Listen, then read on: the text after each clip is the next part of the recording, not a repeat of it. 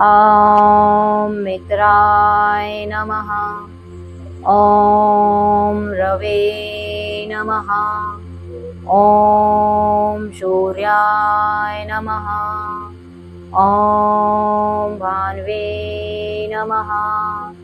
ॐ खगाय नमः।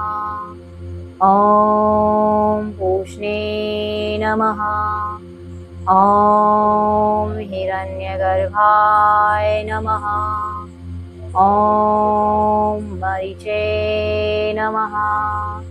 ॐ आदित्याय नमः। ॐ सवित्रे नमः। ॐ अर्काय नमः।